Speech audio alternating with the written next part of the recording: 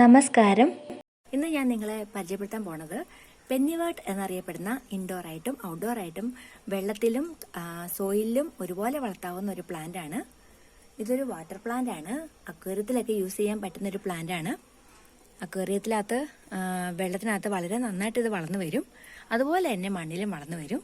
പക്ഷെ വെള്ളമില്ലെങ്കിൽ ഇത് തളർന്ന് താഴേക്ക് കിടക്കും. ഇപ്പോൾ 2 ദിവസം വെള്ളം ഒഴിക്കാനായിട്ട് വിട്ടുപോയ ഒരു ചെടിയാണിത്. അപ്പോൾ അത് കാണാം, അതിൻ്റെ ഇല തളർന്ന് ഡ്രൈ ആയി പോയിരിക്കുന്നുണ്ട്.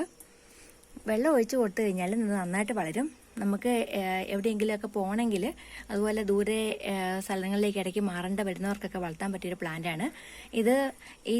ഈ ഒരു ചട്ടി വലിയൊരു പാത്രത്തിലെ വെള്ളത്തിലേക്ക് ഇറക്കി വെച്ചിട്ട് പോയി കഴിഞ്ഞാൽ അത് എത്ര നാൾ വേണമെങ്കിലും അതിനകത്ത് ഇരുന്നോളും. അതിന് വേറെ ഒന്നും ഇട്ട് കൊടുക്കേണ്ട ആവശ്യമില്ല.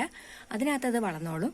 അപ്പം ഇടയ്ക്കിടയ്ക്ക് സ്ഥലം മാറേണ്ടവർക്കും ഇടയ്ക്കിടയ്ക്ക് വേറെ സ്ഥലങ്ങളിലേക്ക് പോയിട്ട് വരേണ്ടവർക്കൊക്കെ ഇത് 1-2 മാസമൊക്കെ വെള്ളത്തിനകത്ത് ഇരുന്നോളും. വെള്ളമില്ലാതെ വന്നാൽ മാത്രമേ ഇത് പോവുള്ളൂ. വെള്ളത്തിൽ ഇറക്കി വെച്ചിട്ട് നിങ്ങൾക്ക് പോകാൻ പറ്റും. അതുപോലെ നമ്മൾ മണ്ണിൽ വളർത്തുകയാണെങ്കിൽ കൊക്കോപിറ്റ് ചകിരിച്ചോറ് നന്നായിട്ട് ഇട്ട് കൊടുത്തിട്ട് നന്നായിട്ട് വെള്ളം ഒഴിച്ചു കൊടുക്കണം. അപ്പോൾ അതിൻ്റെ ഈർപ്പം അതിനകത്ത് നിന്നോളും. നമ്മൾ ഈ സാധാരണ പ്ലാസ്റ്റിക് പോട്ടുകളിലും അങ്ങനത്തെ പാത്രങ്ങളൊക്കെ നമുക്ക് അതിൻ്റെ മെയിൻ പ്രശ്നം ഡ്രെയിനേജിന് നമ്മൾ ഹോളിട്ട് കൊടുക്കാനുള്ള പ്രയാസമല്ലേ. ഇതിന് ഹോളിട്ട് കൊടുക്കണ്ട. ആ പാത്രങ്ങളിൽ കുറച്ച് മണ്ണിട്ടിട്ട് അല്ലെങ്കിൽ നമുക്ക് ഈ ക്ലേ പോലെയുള്ള ചെളി പോലെയുള്ള അത് വെച്ചിട്ട് നമുക്ക് അതിനകത്ത് ഇത് വളർത്തിയെടുക്കാം. വെള്ളം നിറച്ച് ഒഴിച്ചു കൊടുത്താൽ മതി.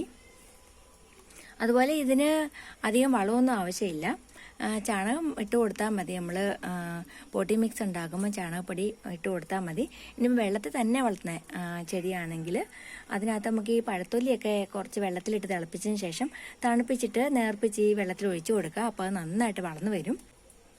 അതുപോലെ വളർത്തുന്നത് വലിയ ചട്ടിയിലാണെങ്കിൽ, വലിയ പാത്രത്തിലാണെങ്കിൽ അതിന് വലിയ വലിയ ഇലകളുണ്ടാവും. പാത്രത്തിന്റെ വലിപ്പം അനുസരിച്ച് അതിൻ്റെ ഇലകൾക്ക് വ്യത്യാസം വരും.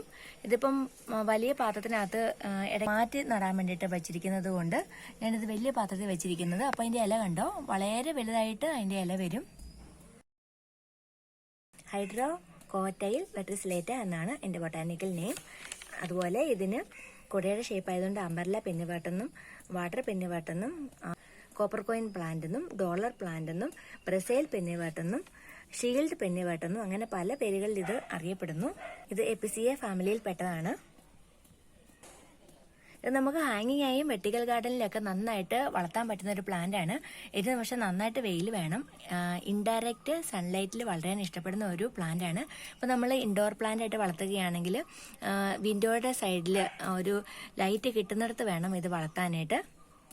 നമ്മുടെ പറമ്പുകളിലൊക്കെ കാണപ്പെടുന്ന മുത്തിൾ എന്ന് പറയുന്ന കൊടങ്ങൽ എന്നൊക്കെ പറയുന്ന ഈ കാണുന്നതാണ് ഇന്ത്യൻ പെന്നിവേർട്ട് എന്നറിയപ്പെടുന്നത്. ഇതിൻ്റെ ഇലയ്ക്ക് വ്യത്യാസമുണ്ട്. മറ്റേത് ഫുൾ റൗണ്ടാണ്, എന്നാൽ ഇതിനകത്ത് ഫുൾ റൗണ്ട് അല്ല. ഇത് ഒരുപാട് മെഡിസിനൽ ഇമ്പോർട്ടൻസ് ഉള്ള ഒരു പ്ലാന്റ് ആണ്. ഇത് ഡയബറ്റീസിനും അതുപോലെ കുഞ്ഞുങ്ങൾക്ക് ബ്രഹ്മി പോലെ തന്നെ ബുദ്ധിവികാസത്തിനും പലതരം ഇൻഫ്ലമേഷൻസും നീരുകളൊക്കെ മാറാനും ഡയബറ്റീസിനും അങ്ങനെ പല കാര്യങ്ങളും ഉപയോഗിക്കുന്ന ഒരു മെഡിസിനൽ പ്ലാന്റ് ആണ് ഇന്ത്യൻ പെന്നിവേർട്ട് എന്നറിയപ്പെടുന്ന ഈ മുത്തിൾ. എന്നാൽ ഇത് മറ്റേ പെന്നിവേർട്ടുമായിട്ട് വ്യത്യാസമുണ്ട്. ഇതിന്റെ ബൊട്ടാനിക്കൽ നെയിം സെൻട്രല്ല ഏഷ്യാറ്റിക്ക എന്നാണ്. ഇതിന്റെ പ്രൊപ്പഗേഷൻ വളരെ എളുപ്പമാണ്. ഇത് ഇങ്ങനെ നോക്കിക്കഴിഞ്ഞാൽ തന്നെ കാണാം, ഹൊറിസോണ്ടലായിട്ട് ഒരു ക്രീപ്പറാണിത്. ഇത് സ്പ്രെഡ് ചെയ്യുന്നത് ഹൊറിസോണ്ടലായിട്ടാണ്. ഇതിൻ്റെ അതുകൊണ്ടോ, ഇതിൻ്റെ വള്ളികൾ ഇങ്ങനെ ഹൊറിസോണ്ടലായിട്ട് പോയിട്ട് അവിടുന്ന് വേരുകൾ വരും.